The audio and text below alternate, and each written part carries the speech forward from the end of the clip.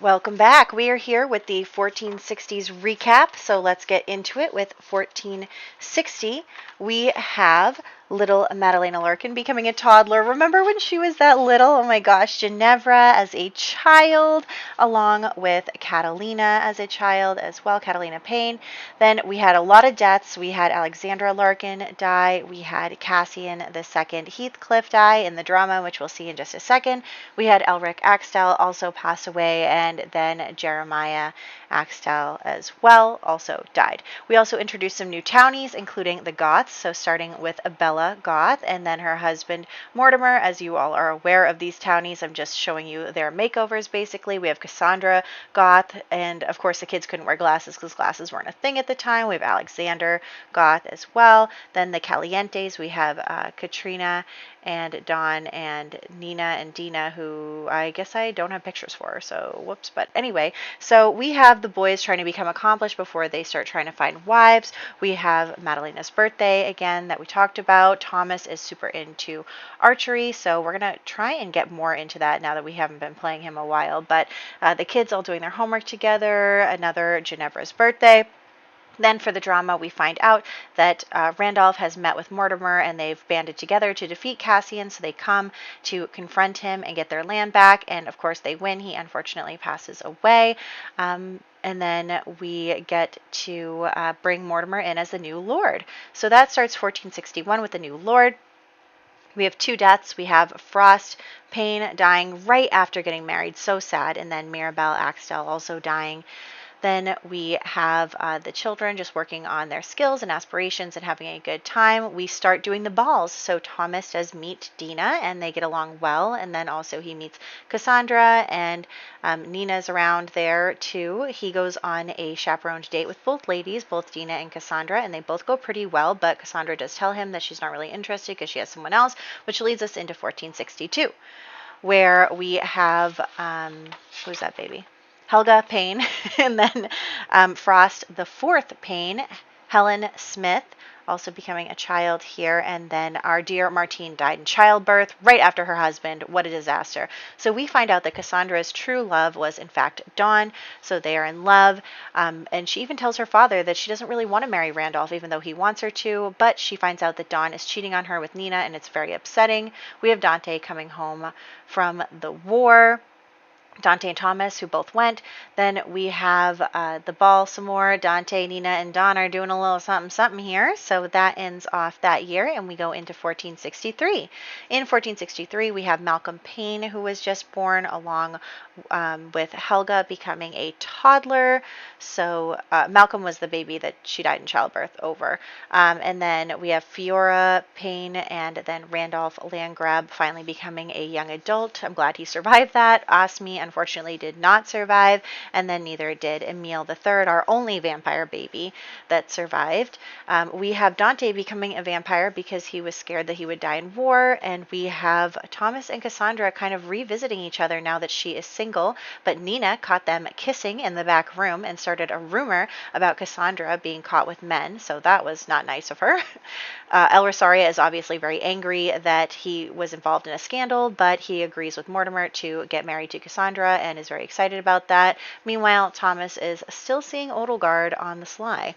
In 1464, we have Malcolm Payne, who has become a toddler, along with our Madalena, who has become a child, and then also in our family, all the rest of them are ours. We have Francesca finally becoming a teenager, along with Tiffany, both beautiful girls, and then we do have Adelaide finally passing away. She lived for so long, you guys, she lived for so long. So we have Dante coming back from the war successfully. We have Cassandra finally getting married to Thomas, very exciting stuff there. We have Thomas being really mad that he caught Dante and Nina together and wishing that his mother would agree to become a vampire, but she says no, and she does pass away. And then Dina does get married to Randolph. So she, has the gold digger's treasure. Then we have 1465, where only little Lavinia was born, our first grandchild, our first child of the next generation. Dante wants some space so that he can woohoo whoever he wants. The girls are trying to become accomplished. Cassandra is pregnant again with another baby, so that was really exciting. Tiffany is making friends with Summer and, getting to meet the other ladies. Then we have a cure for vampirism because Dante does not want to kill every woman he impregnates, which may be a lot.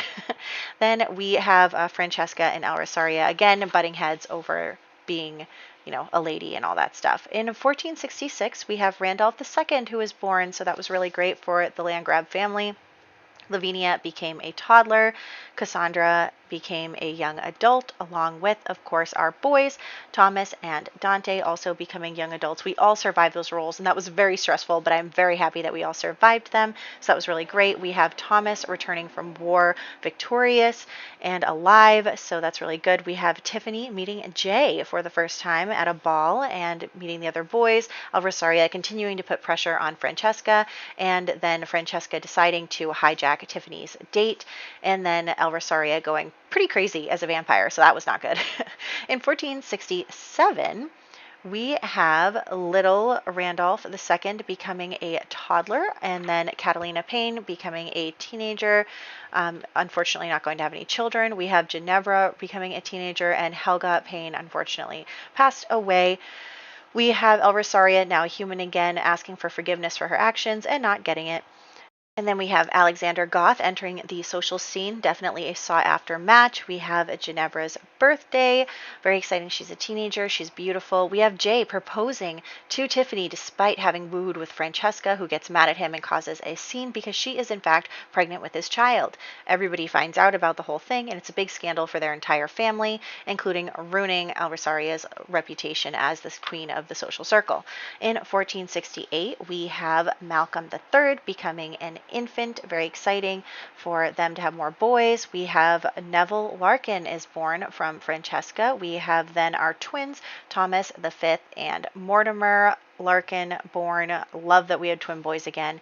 We also have Malcolm Payne becoming a child.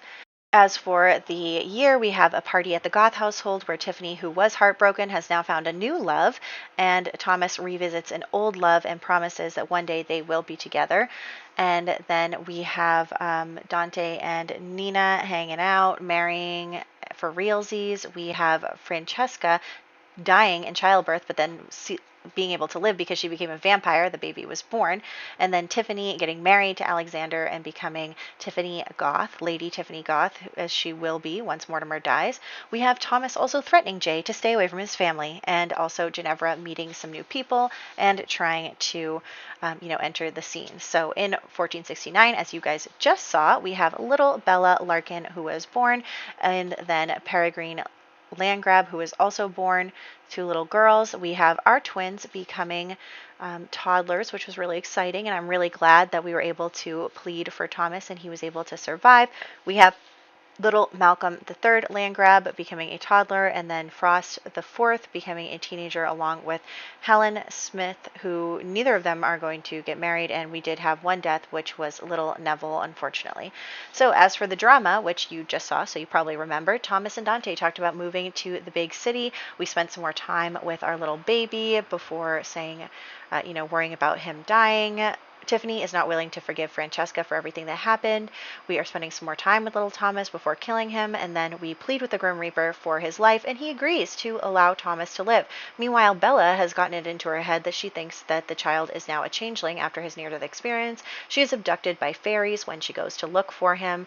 Cassandra finds out that her mother is missing and goes to Vlad for information in exchange for some blood in order to find her mother, which she does find her mother with the fairy and is able to get her back and reunite her with her family.